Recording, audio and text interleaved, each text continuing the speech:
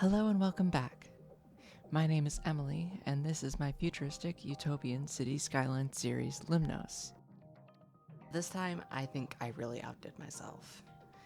It took me a few iterations to get to the point I'm at now, and I'm so glad I took the time to try again until I reached something I'm really happy with. Finishing up last episode, I kinda set myself up for something in this sort of direction. The two elevated LRT stops at either side of the entrance to the mall leave this very open, kind of obvious space that just says elevated walkways. And so that's what I did. I knew from the start that Limnos would be a walking city, but also a very utopian, futurist looking sort of build. So this feels like a very natural step in the right direction. In these overhead shots, every bit of red that you see is either a bike lane on the ground or a pedestrian-only elevated promenade. Every piece of the elevated walkway was built simply using recolored ploppable asphalt, the border network spironics, and invisible pedestrian paths, with some extra detailing in spots that are visible from the light rail tracks. Now, to get to this point, I did have to go and redo some stuff in the mall. Initially, I had used ploppable pavement with brick decals, which looked really good, but it was a lot of work. And I knew that if I wanted a sort of elevated walkway system, I would want to color it to be distinct from the pavement on the ground, and I would want to minimize the assets necessary to create it to save on performance and time. So I went back and removed all the floors, all the decals and surfaces, and redid it with plain ploppable asphalt instead. It might not look quite as good as before, but it's saved me so much time and effort.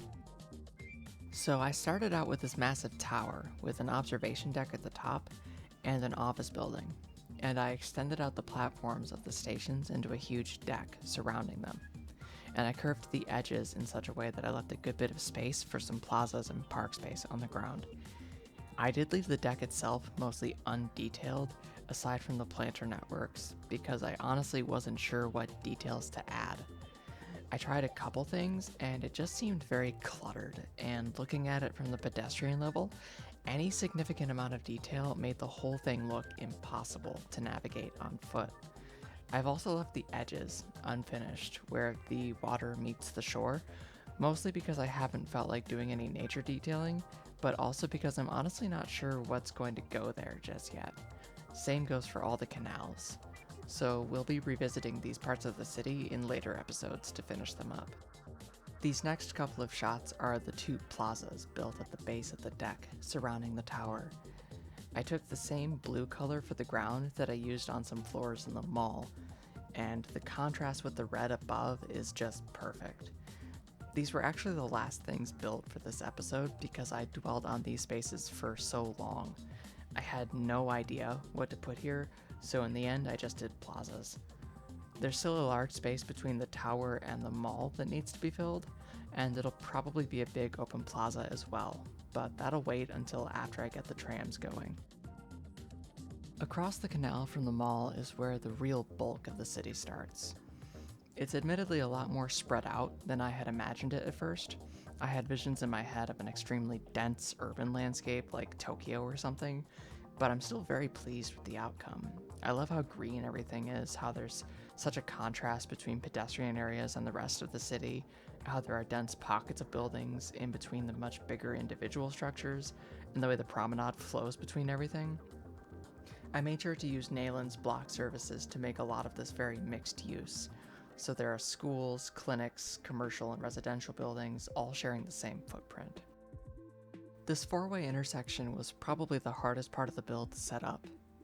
Not only did I need to use asphalt networks for the slope and fuss around with node controller on overlapping networks to get all the angles and stuff right, but once I was done with all that, I had to put concrete slabs on the underside of it. This part of the promenade is visible from the trains that run below it, and I want this to look good and believable for the first-person rides that I hope will happen in the future. But the work was definitely worth it. I love the way this turned out. I also put some of those park people generator things up there, so people will actually walk up there and just hang out for a while. I realized late into the build that there were no clinics or anything yet, so I put one of the buildings by Palm's Time at this corner. I also made it a university building using a block by Nayland again. Next to it, I put a small lot for ambulances to park. This is probably the least green part of this episode, which is unsurprising considering just how much of it is a parking lot. I did kind of slack off on detailing this block though. I should probably go back and add a bit more to it. And now my favorite part, the main promenade. This pathway follows a nearly straight line from one end of the district, starting at an LRT station elevated over a school, to the other end inside the mall. It connects multiple office buildings, multiple tram and LRT stops, residential buildings, multiple schools, a library, commercial streets, the mall, the observation tower, and community farms. It's undoubtedly the busiest part of the district, but that's probably because Sims will prioritize pedestrian paths over any other routes available to them, so it's not exactly a compliment to my planning skills or anything.